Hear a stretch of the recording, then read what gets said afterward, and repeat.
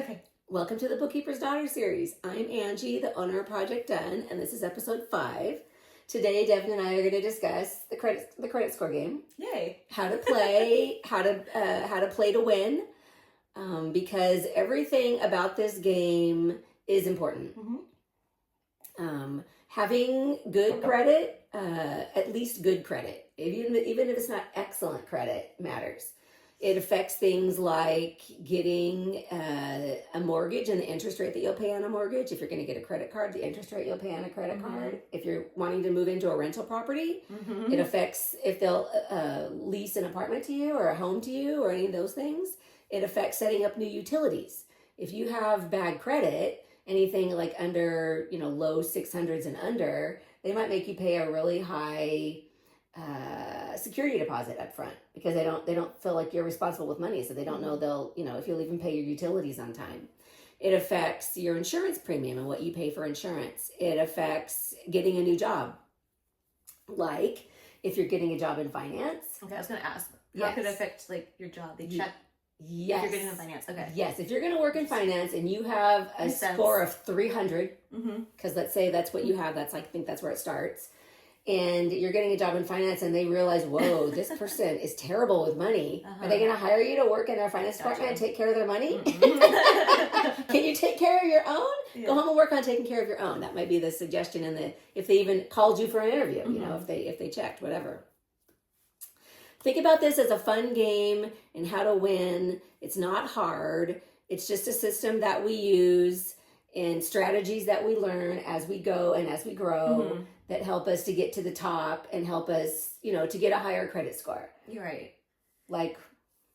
So it's funny because I feel like when you introduced credit to me as a kid, or how to build your credit, it was kind of like a game because you're you want to build your credit score because this, and this. So I think I probably started building my credit, got my first credit card when I was allowed to, early teens? Yes, early teens. Early teens. 16, 17, something. You had a job. Okay, I had a job. Okay, I was thinking back when we were preparing for this episode, and I was like, how old was I? I know I was a teen, but I couldn't remember exact age. Okay, so I had a job. So I had one credit card, and I had 2 store cards, and that was very I got specific. Where am I shopping all the time? Because in my earlier episodes, I used to just, shop all the time. That's what young people do. It's a thing. So. Just wanted to go to the mall. But I specifically, to build my credit, got 2 store cards, got one, overall, main credit card for gas, all the other stuff. And so it was strategic to get those 2 store cards. Right. Otherwise, I probably wouldn't have gotten store cards. No, I'm not a big, I'm going to open up a store card everywhere. I don't a lot of teenagers get store cards, though. That's where they usually start.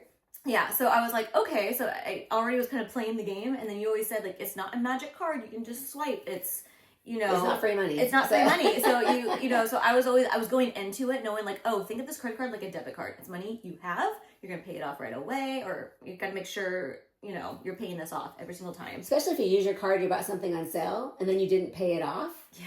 And now you're paying interest on the balance that you didn't pay off. So that thing that you bought that was on sale now costs you more than it would have cost if you would have saved cash for it. So annoying. That's the worst. Yeah. So that happens though. Sometimes we don't pay the thing off. So sometimes, it takes 2 months to pay it off. So you did pay a little interest, which is a bummer. So just try to use it, you've used it strategically. Even to this day, for certain purchases, I'm always feeling I don't want to do, if they offer payment plans, I don't want to do payment plan. No. I want to buy outright. If I can't afford it, I don't need it. Yeah, that's how I kind of feel. So I can save for it. Yeah, I guess that's how my mind works. I'm going to save for it and give it when I can afford it. That's just how my mind works. Obviously, yes, car payment, that's going to build your credit too, right? Right. So I have that. It's strategic.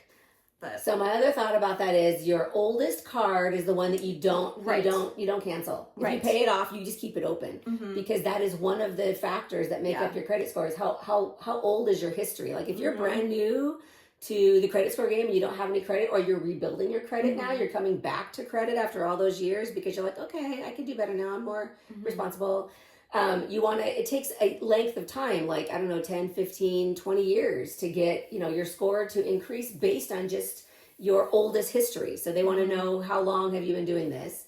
And then the other thing about paying, some people think that you have to carry a balance to build your credit score, and you don't need to carry a balance. You can use the card and then pay the card off the same day if you want. you don't have to carry a balance to build credit. It's just that you have it and you use it responsibly. So tell me this. So since becoming a mom and like life is just busier, I've now put everything on auto pay, which I probably should have done a long time ago. But I had certain things on auto pay, and then some things I had a day every month, like a few days before I would pay all my bills, to go through all of them and pay all of them. So to me, it was like very hands-on. So I knew exactly, you know, what I am paying, and so I was like really, really focused on it. But now a lot of things are on auto pay. So tell me about the whole credit score, when I should set up auto pay, because I think my auto pay is set up for like the date that it's due. Okay. So if you're paying it off in full, go ahead and use that date. That's fine. Also, it's fine. Okay. But it's better to pay your credit card balance off after the statement date and before the due date. After the statement date. Like, let's say the statement closes on the 10th and it's payment's due on the 15th or 20th. We'll pay it off between the 10th and the 20th. So I should, or the 11th. So I should change my auto pay date to one of those. It increases your score. Okay. It's a quick little thing to boost your credit. It's crazy. And that's something like we talked about a while ago, and I was like, wait, what was it? Because I haven't gone in there to like change the date. Yes. So I gotta do that. Okay. Yes. Okay, so noted. Some of the things that there's a specific mix of credit a specific set of rules, I think, that builds your credit score. Okay. And so, you know, your oldest length of credit is one. Using no more than 30% of, if it's credit cards, each card or each credit line. Don't use 100% of one card on your quest to get 30% of your credit usage on your credit cards, because it's 30% per card, not overall usage. That's a thing that people don't think about. How much would it drop if you, like, say you had a big purchase on the credit card and it's like 50% or something? Okay, so that's an exception to the rule. That's not your everyday. You're not always out there. That happens. Oh, you mean like overall as a general rule of thumb, right? Okay. So your length of history, your balances, the amounts that you owe on each card, like 30% or less is good. No more than 30%. Some people say 10, but that's unrealistic. Why even have a card? I use it for one thing, and then I used it to pay for a parking meter, and now anyway, that's stupid. Your mix of credit, like having credit cards, having personal loans, having a car loan, having a mortgage, all of those things help you. But paying off your credit cards on these specific days that we talked about helps build your credit. And if you pay off a car loan or a mortgage, your credit score can drop kind of a lot, like 10, 20, 30 points. You can build it back fast, because at that point you're responsible with your money, and you're doing all your rest of your habits are good, so those points will come right back. How long would that take, you think, to a month or two, couple months? Oh, okay. If you're not good with your money, it can take 6 months to a year to 2 years to 3 years. It can take a long time. So if you're responsible, you have a good credit score, you pay off like your car, and then it drops down a little bit. You just want to make sure you're not doing that right before you like go to buy a house or something. Okay. Yes. It's strategy, right? Strategy. These are just strategies. Okay. So there's another couple things. Let's see: history, amount, length, your mix. Oh, how many inquiries you have. If you're constantly out applying for mortgages, you want to apply. If you're going to go get a house, you want to apply for all your mortgages at once, because your credit score, your credit bureau knows that, she's shopping for a mortgage, you're shopping for a personal loan, you're shopping for a thing. But if you're willy-nilly open a credit card this month, and the next month you order another one, and 2 weeks later you got another one, and you're looking for a loan here and you're looking for a loan there, you're just randomly, sporadically doing this. It's a little bit that's a lot of inquiries on your on your credit, and so then they will dock your score based on there's too many inquiries. They're afraid of you, like, now she or he is in trouble and they need money right now. So we don't want to loan anybody money who needs it. We want them to be strategically playing this game and be responsible and know why they need it, and that they've budgeted to pay it back.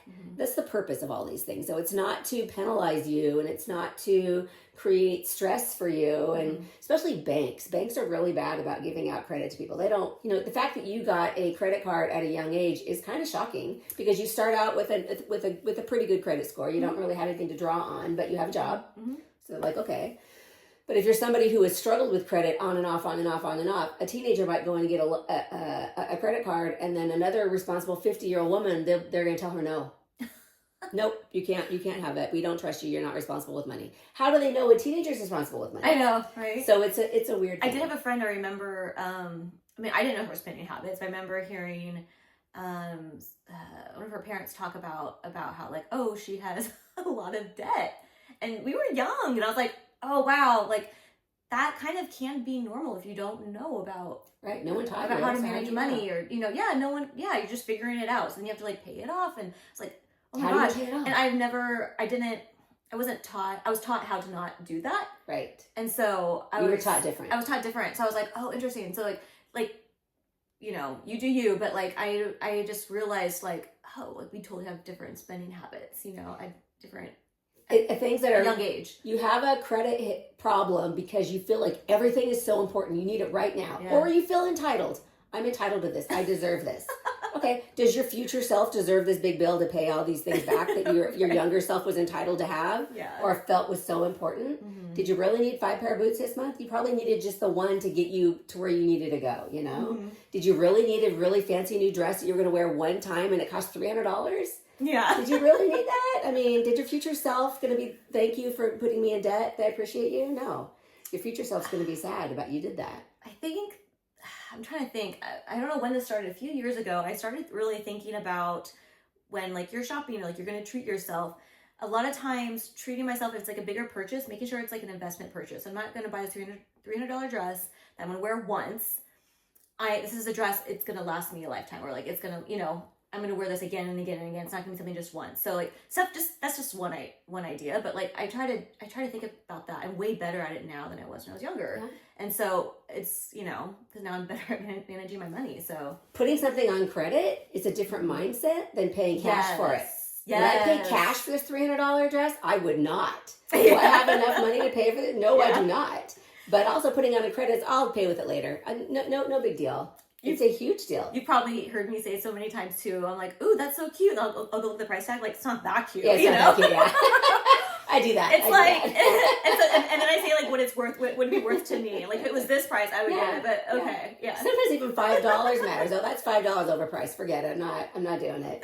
It's still just a little bit. I don't need it. It's okay.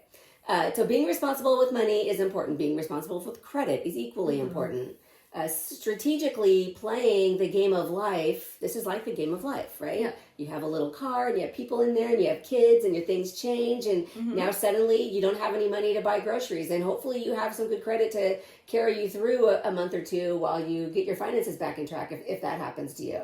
So credit can be a good tool if you need it. It can get you out of a jam if you need it. If your emergency fund is low because you had so many emergencies, like the car broke down, all the money went to that, or what you just bought a house, all the money went to whatever. And the goal is to have savings for that instead. Yes, but I mean, everything's so expensive these days. So I mean, it, like you said, if you can use it as a tool, and then when you get your finances back on track, you can pay it off. Before you decide you're going to use it, make sure you have a plan for what happens next. Yes, otherwise it can get out of control because real fast. If you don't have any income, you don't have any money, you shouldn't be using your credit. You need to figure out another strategy. You need to sell some stuff. You need to talk to family and you need to make some changes. You need to cut some stuff. You need to do all kinds of things instead of just throwing it on a credit card and paying for it later. Your future self will not be happy with you, trust me. I'm really getting into the idea of just, I don't know, like watching videos and hearing more about people that are, they don't want a lot of stuff in their house. Right. And it's true, if you go somewhere and there's a bunch of clutter, it's not as like serene. It's not as relaxing and calming. Your home should be your sanctuary. Yeah, and your mind just kind of, I don't know, if it ever gets cluttery at our house, I'm kind of like, I need to clean before I do anything. Because then I can feel like, okay, it's like open and airy. The more zen it is, then the more open your mind is. And your concepts change. And some people are like very minimalist, where it's like, whoa, that's like, but there's one person, they have one chair. Cool. But I love the thought of, and I think it's kind of a little bit of a tangent, but I like the idea of this because it can help you with people that are, if you're really into like just going home goods, throw in the credit card, like that can just become a habit, and it's fun, but it's like not fun later with all this stuff. You're gonna sell it anyways or whatever, So, what was my point? Every store wants to give you a card. Oh yeah, every store, they do. But I mean, I think it's just, having a place for everything. Everything has a purpose in your home. Yes. That helps me a lot to not spend so much. Yes. Or, just think like, treating myself to this or treating myself to that. It's like, well, do I have a place for it? Do I need to replace something? Do I need, I want everything to be functional. So I've lived in a tiny house. And so you you have a finite amount of space. Yes. And you're full. So if you bring in one thing, you have to get rid of one thing because it has to replace the other. There's no more room. It's going to look like your house exploded. So when you have little kids, it's different because their needs change, and then you're always sorting through and getting rid of things. You have a couple kids, different ages, and so now you're accumulating things for the older kid, and the younger kid's playing with the other stuff, but still getting a few new things. It can get crazy fast. So you just have to be careful and teach them these lessons too, and it can start young. Like we talked about this last week, the week before. So it can start young, and it should, because then they understand the concept of stuff is just stuff. Right. Experiences are where it's at. So yeah. I'm just thinking, my husband and I years ago, we both had Credit Karma, and we were geeking out on our credit score. Like, what's your credit score? What's your credit score? You know, and it's just cool. Like, it's cool to see your credit score grow, and it can be like a game, and it can be fun, especially if you have an app like Credit Karma, and it's so easy. It's so easy to navigate this app. I love how they set it up. And then it's like, it went up this many points, and it'll tell you why. Like, I love that. It'll let you know when there's an inquiry. Yeah. Credit Karma is one. Credit Sesame is another one. They both do the same thing. You can get your credit reports on there if you want to. I think you should get your credit reports from all 3 credit bureaus throughout the year. Every quarter, you should get one from one of the companies to track, make sure that nobody else is using your credit, for you and against you. So it's good to track your score on an app, but it's also good to have a monthly meeting or a weekly meeting with yourself to find out where your score is, especially if you're new to this. You know what? I even because I know fraud happens so often, I go and look at my, once a month before all my bills are due, even though things are on auto pay, I'll go look at my credit cards just to make sure, even if I know I did not shop at that store, like a couple of my store cards, I did not shop at the store this month, I don't need to even check it. I balance mine, so I check mine every but I check it to make sure there's no fraud on there. Yes. Like, what if someone That's important. Use my card and I didn't know. That's important. People and I skipped 1 month and didn't check, and then the next month I'm like, wait, what? Right. So. You won't even catch fraud if you don't check. So it's important to look at your statements. That's equally, that's huge. And it really doesn't take that long. No. It doesn't. No. Look at your credit reports and make sure there's nothing on there that you don't know about. Make sure you always know what especially just the first time through, you'll know what your oldest credit card or line of credit was or whatever. You'll know when you started this game. Those are important things to know.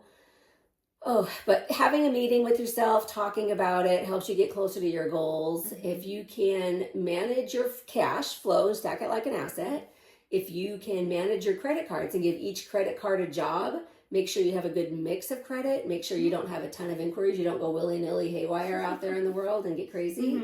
You can win this game, and you can watch your score increase. And as you learn new strategies, talk to your friends about it. Teach your family, teach your kids, say it out loud. Don't keep it a secret,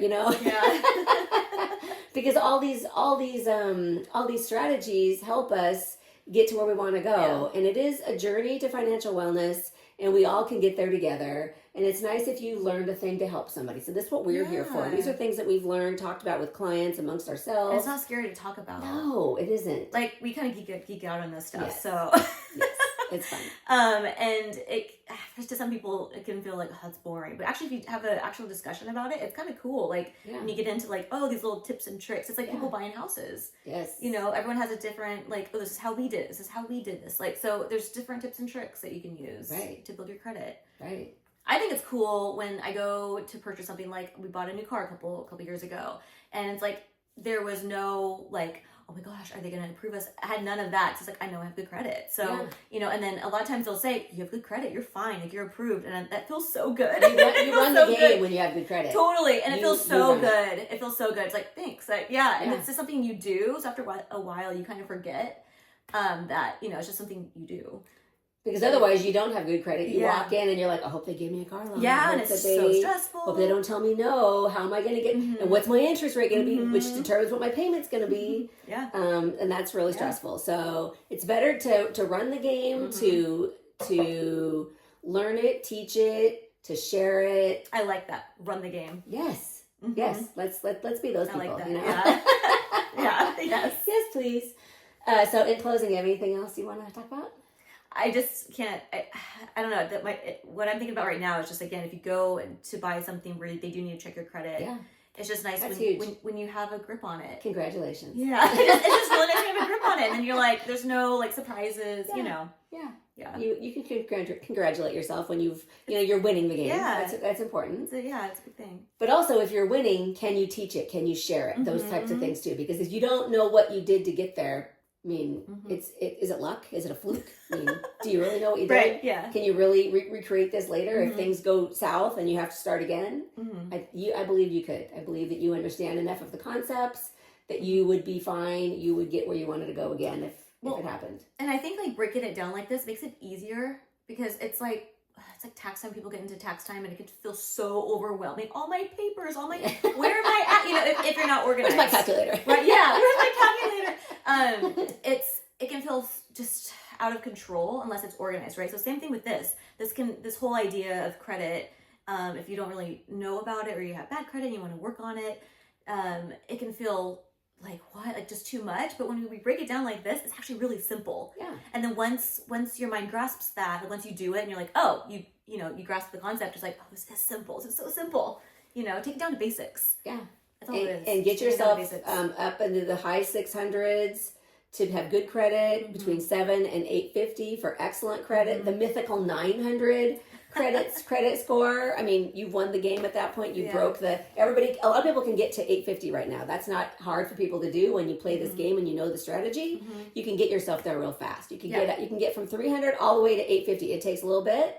Probably within a year, I would think you probably could do that. If you really worked on these things and set yourself up and played this game and learned everything you could learn every day and read finance stuff and talked to people about finance stuff and got some help, you could get there. I think from low to high in a year. You could strategically master this game. Oh, you cool. could. You totally could. Wow. Yeah, it can be a dramatic change just as fast as that, as long as your behavior matches your concept and your goals are set, and there's a reason why you're doing it. Right. Yeah. So, please like and subscribe to be part of our community on our journey to financial wellness. It takes a village. We're happy to have you here today as part of the conversation as we move along this journey. And please leave a comment or question, and we're going to discuss any questions and comments on future episodes. So if there's something you want to know more about, let us know. You can also find us at projectandaccounting.com.